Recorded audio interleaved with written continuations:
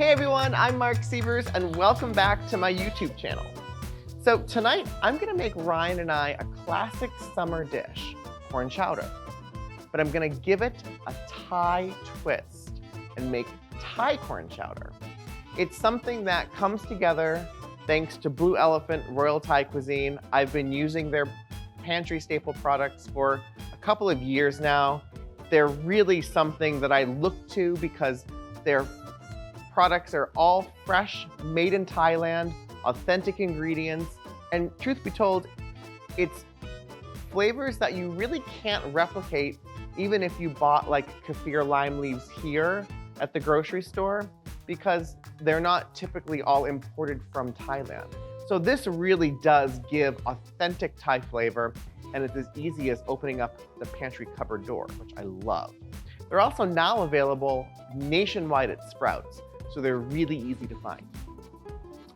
So let's kind of give you a little view here of what I have. So of course you cannot make Thai corn chowder without fresh sweet corn. And I think everybody has their way of getting fresh corn off the cob. I've seen people lay down kitchen towels. I recently saw somebody put this end into a bundt pan and then shave it this way, and I thought that's really kind of unnecessary to me. I just find if I just take my ear of sweet corn, remove all the husk and silk, and then just take a really sharp knife and just run it between the kernels and the cob right into my bowl. The kernels don't go all over the kitchen, which I remember as a kid, my nan would be taking corn off the cob and it would be all over the kitchen. But this just makes everything really simple. And look at that, perfectly shucked and delicious sweet corn right off the cob. Take off that little stem, put this aside. So let me check on my vegetables. Let me show you what I have going on over here. So as you can see, I've got some delicious Yukon Gold potatoes and a little bit of olive oil, some diced red pepper, and some red onion. And I'm just letting this kind of cook and get nice and tender. It smells good. And that's really the base and kind of that vegetable base and that chunkiness that's gonna give our corn chowder really delicious flavor. So we need a couple more things from Blue Elephant. We need some lemongrass. So the soup base that we're gonna use is their Tom Kha soup, which already has lemongrass and kaffir lime in it, but I wanna kinda boost that flavor a little bit. And I'm gonna use their dried lemongrass. As you can see, it just comes in these gorgeous jars and it smells incredible. And they're just nice dried lemongrass. So I'm gonna take about 6 of these little pieces and I'm just putting them into some cheesecloth. That smells so good. And I'm just gonna tie it up with a little bit of kitchen twine. And the reason I'm doing this and putting it into cheesecloth is it's gonna let me kind of fish it out a little bit easier once the soup is done cooking. So put that aside. And then I need some kaffir lime leaves. All of these measurements are at marksievers.com, so just sit back and relax and enjoy. These smell so good. They're nice dried kaffir lime leaves, and some of the times there's a little vein that runs through them that's a little bit tough. So I just like to remove that if I can. Some of them leaves don't have it too bad, but as you can see, if you can get the little veins out, it's even better. And then I'm just gonna kind of mince these up a little bit. These are gonna be in the soup the entire time and you'll end up eating this. So you don't want big pieces of kaffir lime leaves. Just give it a nice fine mince. And then all of that will sit right there. Let's go tend to our vegetables. I can smell them. They're nice and caramelized, perfectly cooked. And this is the perfect time to add all of our delicious corn. Notice I've reserved the cobs. I'll get to that in a minute. But I'm going to take the corn from 4 ears of this delicious sweet corn. This happens to be bicolored sweet corn. You can also make this when it's not corn season. Just use really good organic frozen corn and just let it come to room temperature for about 30 minutes. And it will still taste just as good. And I've got 2 cloves of garlic, minced. Put that right in. Give that a nice stir. It smells good. It looks good already. It almost looks like Yukon Gold and potato and corn hash or something. Hey, maybe that's another recipe. See how that works.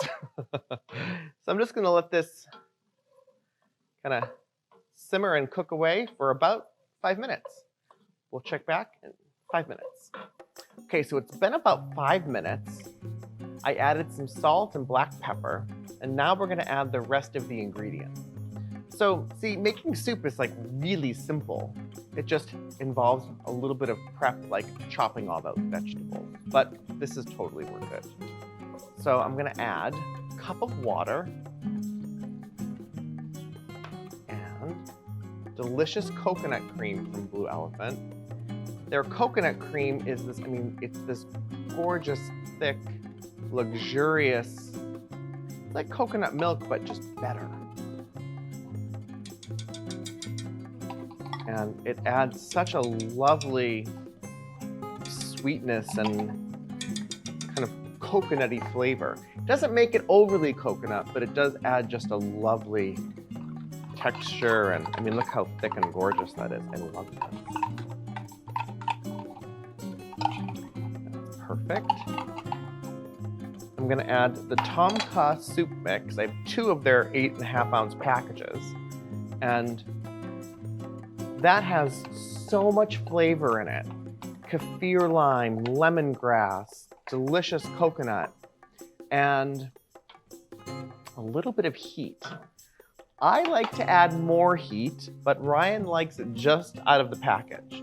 So if you want to add a little bit more heat, they also have these Thai chilies. They're really spicy. You can hear the little seeds inside. So if you want to add a little bit more heat, do 1 or 2 pods, take the seeds out, and then finally mince the outside, and it will bring some real Thai hit of heat. Then the corn cobs. So the reason I'm adding the corn cobs is there's something in there called corn milk.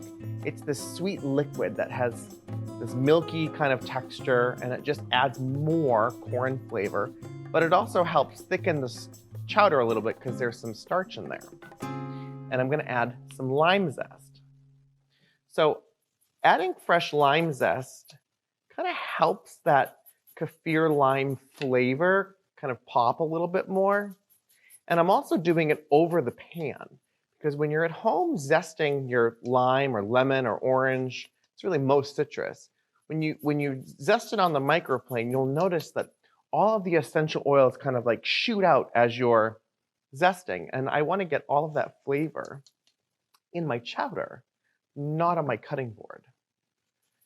So look at how delicious, and it smells so good. So I'm going to give this a stir. Ooh, and before I forget, let me get my kaffir lime leaves that I minced up earlier, and that little lemongrass bundle. It's like a little sachet of flavor. I love it. So that can go right in. You can even crush these leaves more in the palm of your hands, just like that. Oh, lemongrass and kaffir lime. It smells so exotic and familiar all at the same time. It's just one of my favorite things now about Thai Corn Chowder is it's such a classic summer staple, but with Thai flavor. So let's see, we're gonna turn the heat up a little bit, get out my handy dandy kitchen timer, set this for about 20 minutes until the vegetables are nice and tender. Let's get cleaned up for dinner. Okay, so So it's been 20 minutes. Thank you, little kitchen timer. The whole kitchen smells like lime and lemongrass and corn. The potatoes are perfectly cooked, not mushy. And just a couple more things. So I'm gonna take out the corn cobs. Simmering them in that chowder has extracted every ounce of flavor possible. I'm gonna fish out my little bundle of lemongrass. See how easy that is? I love that. And now, let's see, that's really hot. It's time to add a little garnish and eat. Come with me. Oh. You know I said it before, but it smells so familiar but so exotic all at the same time. I love it. So I'm gonna ladle a nice big bowl. One for me. Perfect. I can't wait for you guys to make this at home. You're gonna go crazy. It's so delicious. Another big couple ladles for Ryan. Let's see.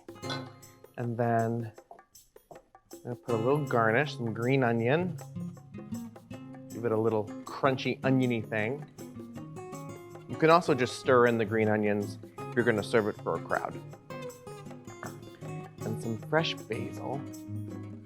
Love fresh basil in this. It just adds such a fresh flavor.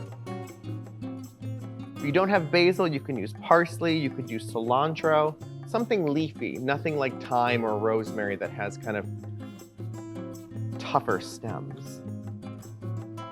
And now it's time to eat. This is really hot. So I'm gonna take a little tiny bite. Let's see how I did. If it tastes half as good as it smells, we're all in a good situation for dinner.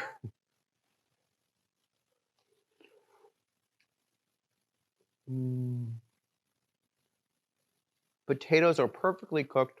The corn is nice and crunchy still. You can really taste those Thai flavors, kaffir lime, lemongrass.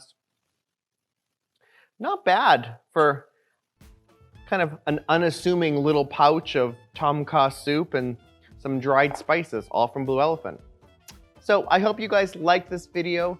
Please subscribe to my channel, give my video a thumbs up, and head over to marksievers.com for the full written recipe for my Thai corn chowder. And look while you're there for other Blue Elephant recipes like my grilled peach and mozzarella salad, jasmine rice cakes with red curry sauce, and fresh Thai summer rolls. All really fabulous ways to infuse Thai flavor into all of your summer cooking. Until next time, bye guys. I mean, I probably shouldn't eat my whole bowl of soup without Ryan being here, but I'll just take one more bite, even though it's really hot.